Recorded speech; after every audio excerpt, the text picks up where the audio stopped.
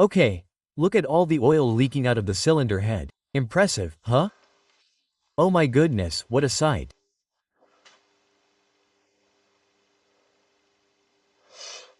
Well, I'm going to get underneath because I'm going to drain the oil now.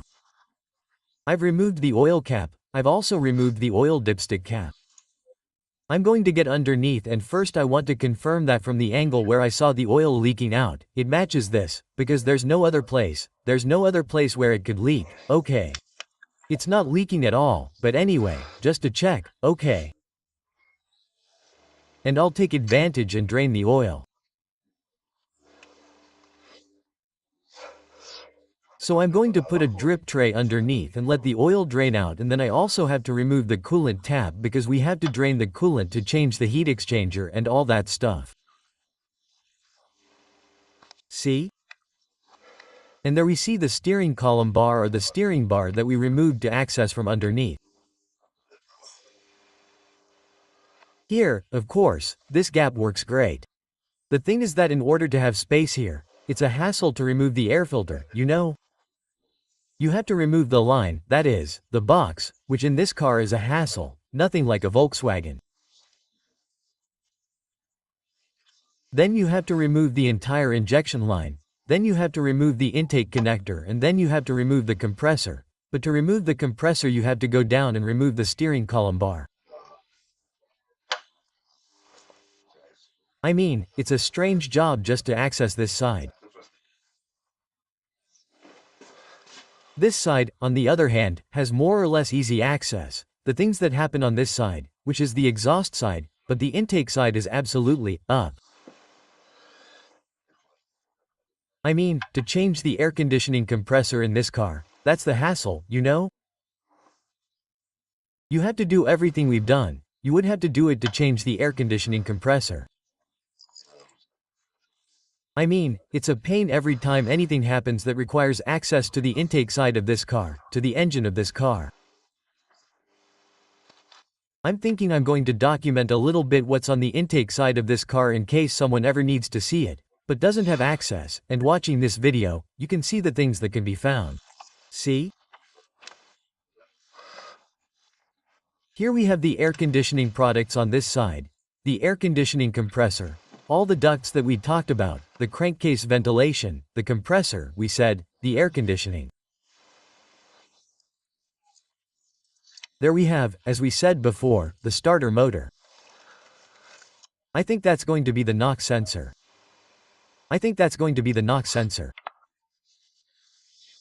So if you go to the NOx sensor on this car to access it, it's a lot of work. I mean, here, really, let's see, removing the compressor from this car. I think it's easier than removing the turbo, depending on which turbo in the cars in the lower group. It's less complicated to remove and replace, but accessing other types of things that are very easy to access in other cars is a hassle in this one. You see, the NOx sensor in this case would be a pain. If it goes, all that needs to be done is because it's there. That would be the NOx sensor, if I'm not mistaken. We said the starter motor is there.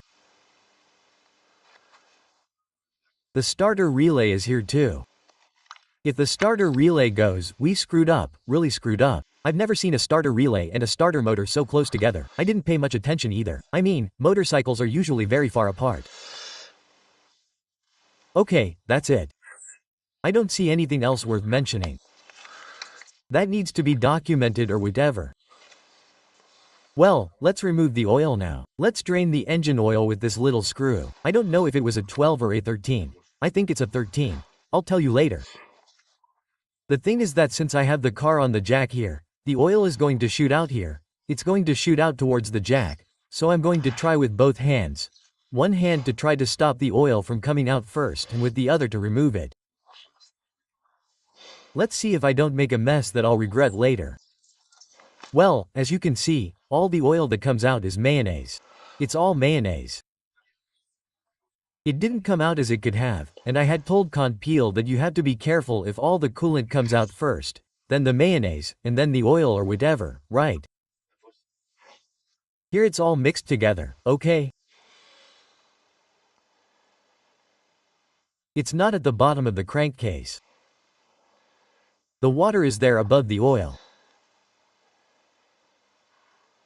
Okay, well, you have to be very patient and wait for everything to drain. In principle, it's 5 and 5. This is 5 and 5. I have another tray here just in case, but of course, since it's mixed with water, who knows how much it really is. So when this is full, I put the other one in. As you can see, it just keeps going and going. This tray is completely full. And now we'll see how much of this one fills. So, that's all 5.5 of oil plus who knows how many liters of water.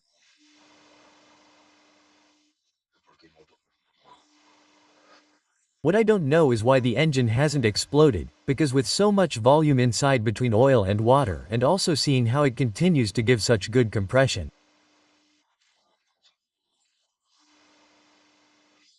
Now we'll see how many liters there were in total between one thing and another. Now, a bit out of curiosity for mechanical research. Well, I've already given the compressor a really good cleaning to this whole part of the engine. I've already dried it, I've also cleaned it, I've dried it and now it looks much better. They've already changed this. They were all changed. I mean, what they really hadn't changed is exactly what should have been changed, which is the valve. And this one broke here, you see, there are pieces of the valve there. Do you see? There are pieces of the valve stuck in, of the valve spout on one side. And there's the valve spout on the other side. I insist, since this is so delicate and changing it is a hassle, since I bought it new, I put it in a new one and that's it. The oil has already drained from the engine and a lot more oil has come out than it had. In other words, all the oil has mixed with all the water, like that. To hell with it. So that makes me think again about what the cooler is more than a pinhole in the head gasket, because having something in the head gasket would be a pinhole and a pinhole doesn't let all that water in here. So the big challenge now is to clean all this mayonnaise from inside the engine without having to disassemble the entire engine. Of course, the ideal solution would be to disassemble it completely or at least disassemble it at the level of, what do you call this? The lower crankcase. But I insist to change. Remove the lower crankcase, you have to remove the entire front axle and without a lift it's quite a hassle. Since the mayonnaise turned out very well with the water, it was a very uniform mayonnaise and such. I hope that with the product I bought and with 2 oil changes prior to the oil, and definitely, almost all the dirt will come out. Well, the dirty mayonnaise is not there, it's the mayonnaise. Well, once we have cleaned everything, you see, and we have discovered where all the oil came out, of course, when the engine oil mixed with the water, the volume of oil in the crankcase increased a lot.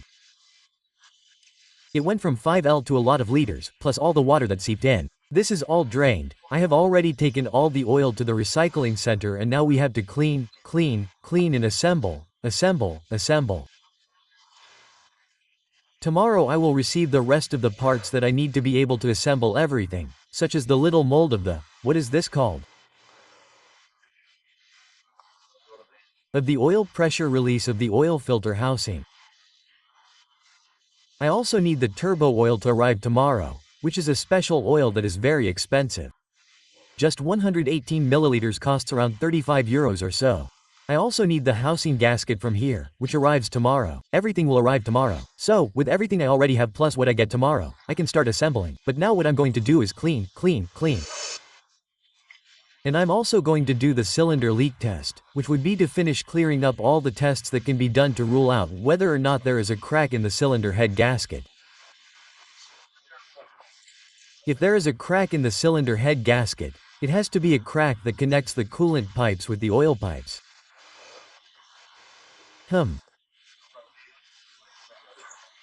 It is almost certain that there is no crack in the cylinder head gasket, in any of the pipes, or in the cylinders to the outside, nor that the cylinders communicate with the oil or the water. Okay.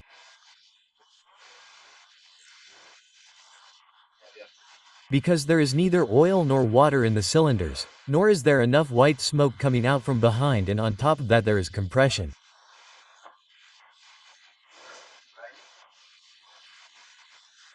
So, there is definitely no head gasket, but come on, with the test, I will say it, with the cylinder leak test we can also draw some additional conclusions about whether in addition to everything we are going to do it will be necessary to do the head gasket or not. I hope not. Okay, well, as you can see, here was the valve. This non-return valve that goes in this position is completely broken. Broken here, broken there. That is the first thing that broke with the excess pressure it had due to the excess volume of oil. That is the story, okay? So, now what we are going to do is remove the gasket cover of in other words, the cylinder head cover, or also called the rocker cover. We are going to remove it completely, and there we will be able to first access to clean all the camshafts and the entire upper part of all the mayonnaise. The top of the engine. We're going to clean it there, and now we'll see how to clean it. But we're also going to be able to properly gauge the top dead center distribution in cylinders 1 and have visual access to the timing signals. Well, as I was saying, in cylinder 1 and 1 to do the cylinder leak test, and then we'll turn 180 degrees and gauge top dead center in cylinders 2 and 3 to also do the cylinder leak test in cylinders 2 and 3. We'll have to do the cylinder leak test on all 4 cylinders, as well as having access to clean the entire upper part and having access to change all the gaskets on the rocker cover, okay? Or the rocker cover, especially the gaskets that go to the coils, which is where we've seen that there's oil loss or oil drainage from there to the top of the spark plugs. That's changing them together at first, and let's hope that's fixed. So all these are the objectives that would be met by lifting the cylinder head cover, okay? Clean everything from above, pull the timing well to be able to do the cylinder leak test and change the cylinder head gasket. All that is necessary.